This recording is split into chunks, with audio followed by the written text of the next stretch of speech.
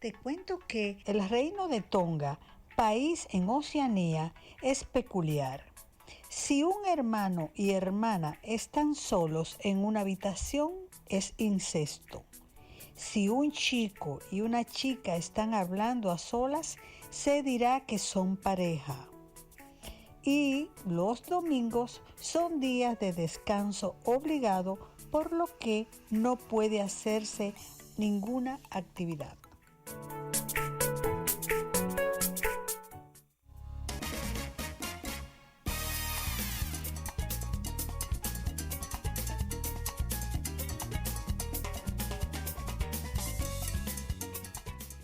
Aquí yo me complazco mucho cuando traigo los invitados, porque usualmente traigo personas de mi admiración, de mi respeto. Y qué bueno que hoy le tocó al doctor César Zapata, quien es, bueno, él es docente, él es poeta, él hace narrativas, pero él es un psicólogo clínico para mí de primera. Lo he visto cuestionarlo todo y eso es, yo creo que el primer paso para uno saber más, investigar más y hay que preguntar y hay que refutar. No podemos quedar con lo que nos dicen, ni siquiera si somos nosotros mismos los que estamos diciéndolo, por supuesto. Claro. Ujú. Qué bueno que estás aquí, César. Gracias, gracias. Ya me estoy sintiendo parte de la familia porque he estado en un par de sesiones anteriores y siempre a tu orden. Gracias, qué bueno que estás, especialmente en un momento de la existencia, donde hay como un remenión a nivel mundial, a nivel nacional, a nivel de cada quien. Yo creo que, bueno, realmente, si te lo digo como astróloga, hay una oposición Ujú. Marte-Plutón que está Mm, moviéndolo todo, pero como psicólogo te puedo decir que tenemos que ser resilientes, que es una palabra que a ti no te gusta, pero que ujú, se puso muy de moda y a veces como que se nos dificulta zafarnos. Vamos a hablar ujú, de cómo afrontar los nuevos comienzos, cómo salir de la nada, cómo que tú sugieres ujú, como un maestro de larga data, de una trayectoria tan fuerte en lo que es la docencia y la consulta, ¿cómo podemos salir adelante cuando aparentemente no hay de dónde agarrarnos? Bienvenido con ujú. ese tema. Gracias. Bueno, mira, el afrontamiento es importante eh, en estos días porque, como bien tú dices, el mundo está convulso y a nosotros nos ha tocado muy de cerca también eventos inesperados. A veces es muy fácil hablar de afrontamiento cuando estamos cómodamente sentados y cuando nos llega entonces la emergencia, no sabemos cuáles son las herramientas con las que podemos trabajar dicho afrontamiento. En el caso nuestro, el país que vive un estrés postraumático causado por un evento que definitivamente nadie tenía posibilidad de prevenir, de pensar que podía suceder y que es precisamente lo que genera la condición de estrés postraumático. Un alto nivel de tensión que genera grandes niveles de ansiedad, y la ansiedad en este caso se convierte en una especie de fantasma porque nos ataca en circunstancias inesperadas y comienza por la creencia de que se van a repetir eventos, ¿verdad? La idea de que la escena traumática se va a repetir. Traumático justamente porque impacta de manera violenta en los estados anímicos de la gente y se dice postraumático porque los síntomas, la mayoría van a aparecer después del trauma.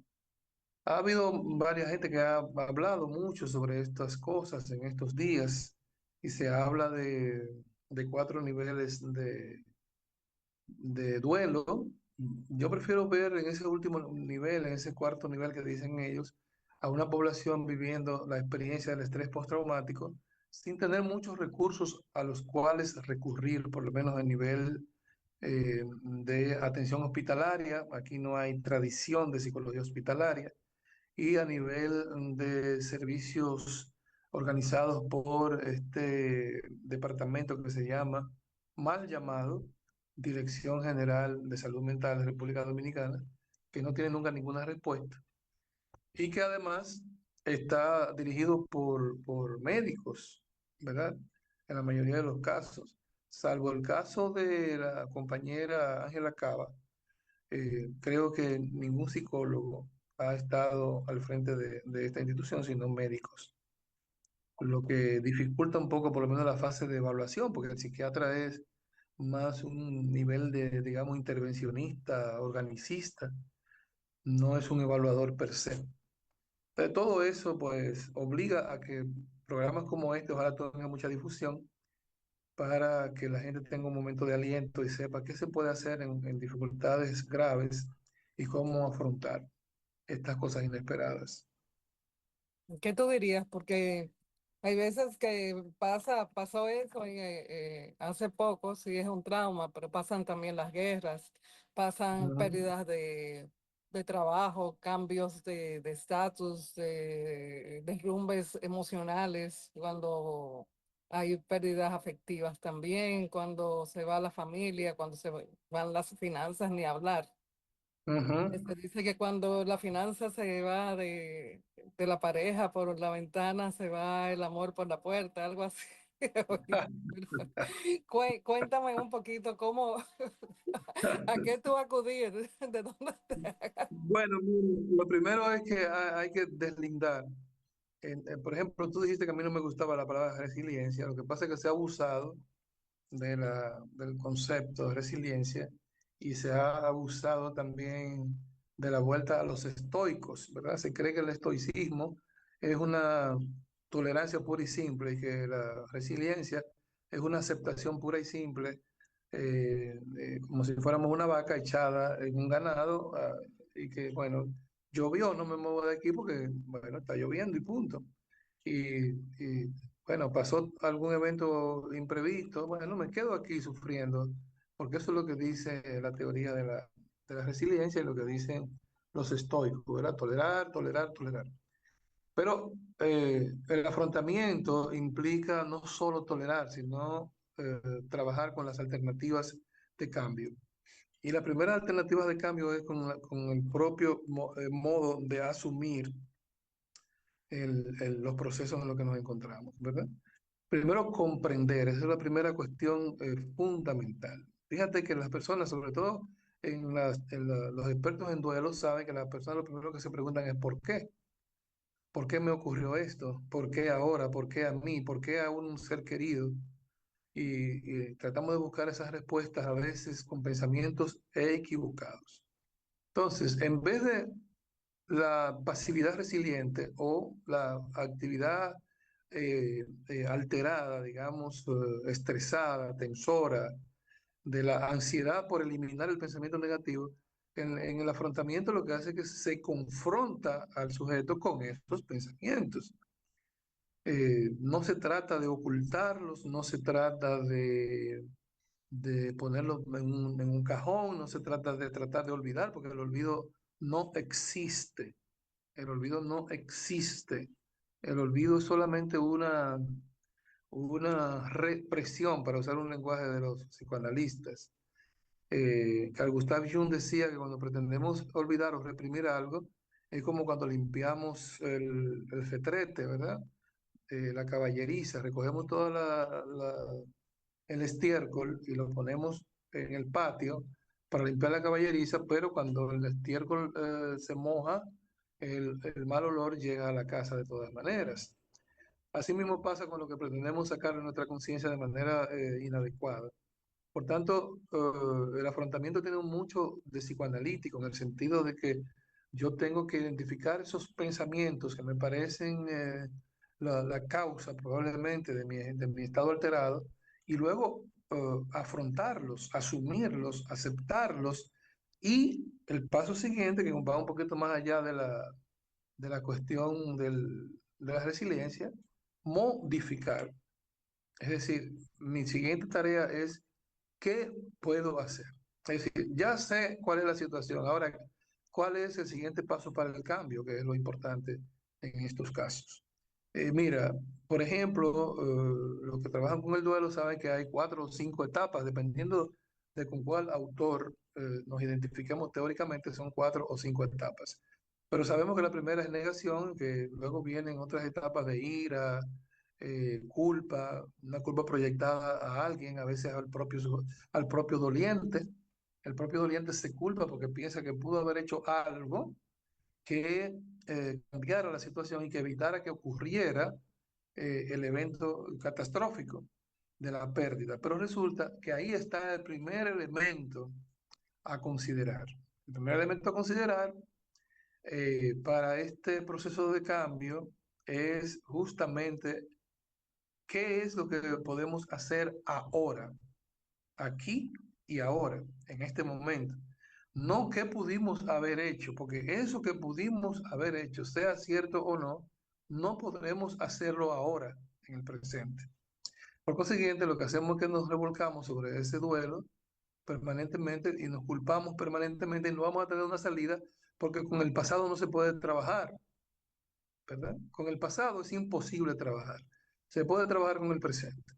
Por eso, entonces, en esa primera etapa lo que hay que asumir es eh, qué hacer aquí y ahora, no qué pude haber hecho, porque ese pensamiento es equivocado. Otro pensamiento equivocado que hay en el ámbito de las pérdidas y en la mayoría de los procesos de terapia con los que uno se enfrenta, la depresión, el duelo, la ansiedad, la angustia, los estados obsesivos, es también la proyección hacia el futuro. Eh, ¿Qué voy a hacer ahora? Que yo no tengo metas, yo no sé qué alcanzar, mañana va a llover, en una semana va a pasar tal cosa, algo va a ocurrir, yo no sé qué es, sobre todo en esa gente que tienen problemas de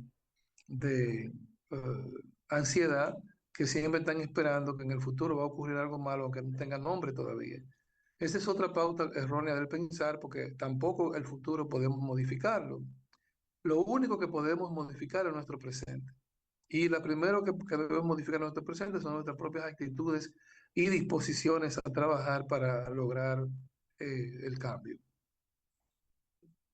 Bueno, ¿y qué tú les recomendarías a todas esas personas que están en ese proceso? ¿Qué tanto, o sea, es la importancia? Quiero que me hables de la importancia del acompañamiento terapéutico. Fundamental. En el trabajo del duelo, el acompañamiento es fundamental. El psicólogo en terapia del duelo deja de ser un terapeuta formal para convertirse en una persona empática, porque el doliente necesita comprensión, no necesita teorías, necesita comprensión y acompañamiento. Pero la primera línea de acompañamiento para el doliente es la familia.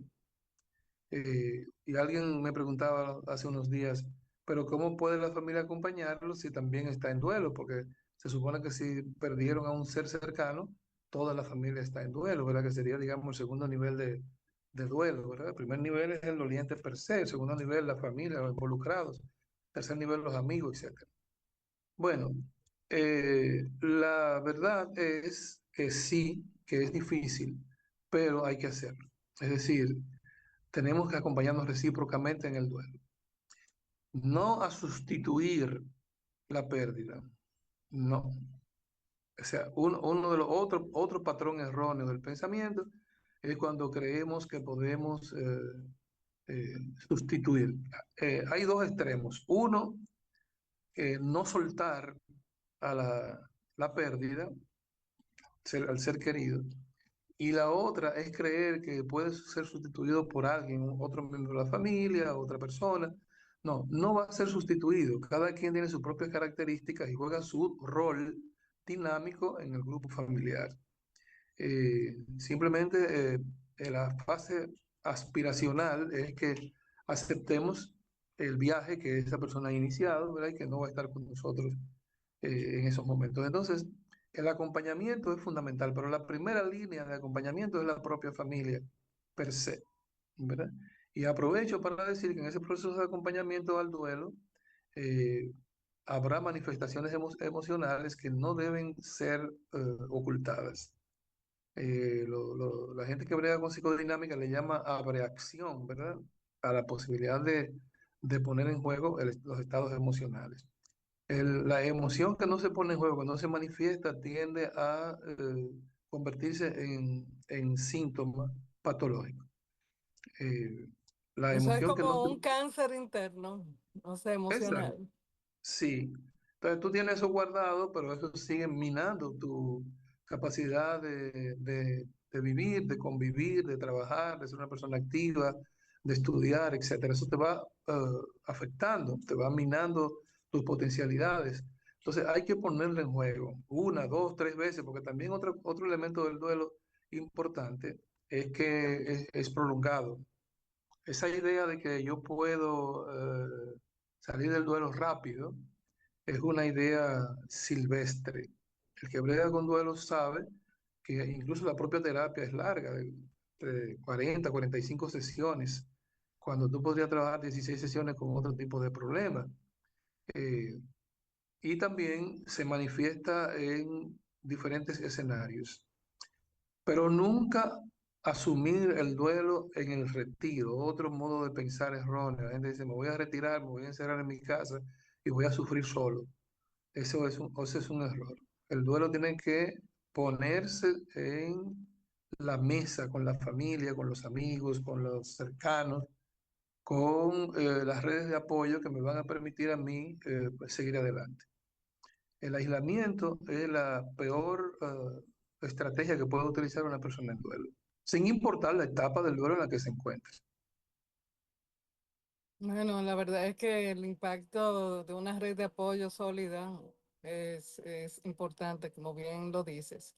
Ahora yo me pregunto y te pregunto, ¿cómo influye la percepción del fracaso en la capacidad de empezar de nuevo? Porque ya que una persona está en ese proceso de duelo, por ese evento pasado, o sea, muy a pesar del dolor, tiene que volver a comenzar, tiene que seguir su vida, tiene que seguir adelante.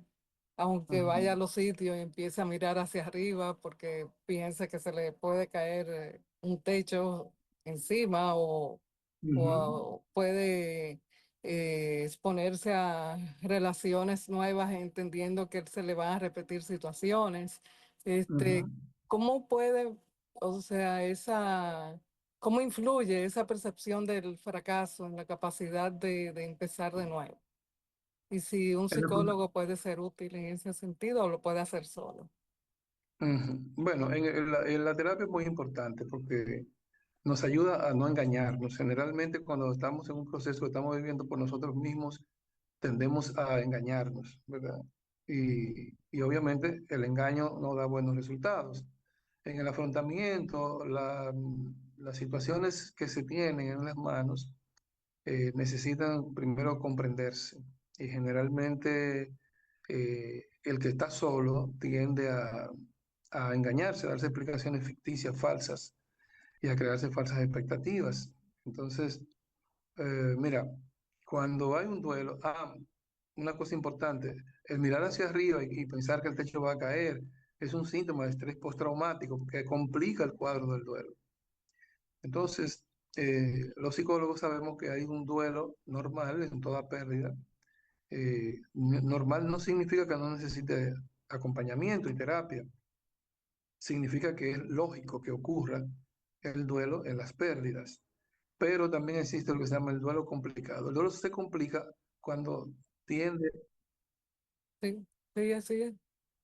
cuando tiende a mezclarse, el duelo se complica cuando tiende a mezclarse con otros trastornos, ¿verdad? Se hace, una persona tiene estados premórbidos, por ejemplo, distorsiones perceptivas, como tú acabas de decir, tiene estados premórbidos y esa premorbidez lo que hace es aumentar la dificultad para salir del duelo. En el caso de lo que ha pasado en República Dominicana, que ha sido una cosa que no se va a sanar muy rápidamente, esto se mezcla duelo con estrés postraumático y genera cuadros un poquito más complicados que sí necesitan de una terapia adecuada. Ya. Bueno, doctor César Zapata, qué bueno que nos ha acompañado y ha compartido su saber, lo cual agradecemos mucho. Creo que ha apoyado a muchas personas de distintas partes del mundo, no solamente República Dominicana. Y antes de irnos, queremos que nos diga dónde ubicar sus libros y dónde ubicarlo usted para algunas terapias y esas cosas, porque, ¿verdad? Bueno, mi libro ahora, mi libro de ensayo último, Los problemas de la vida, están en el economato de la Universidad Autónoma de Santo Domingo, es el único lugar donde está realmente. Y en la red, en las redes me pueden encontrar para cualquier tipo de consejería o para hacer alguna cita terapéutica. cesarpata58 @gmail.com y en el Instagram también. También tengo el teléfono 829-385-4466. Bueno, y si ustedes gustan, pues me llaman y yo con mucho gusto le doy la información de César Zapata, que tiene toda mi confianza y buen reconocimiento. Gracias, gracias, gracias por estar con nosotros y esperamos contar de nuevo próximamente con usted. Siempre tu orden. Gracias. Vámonos a pausa.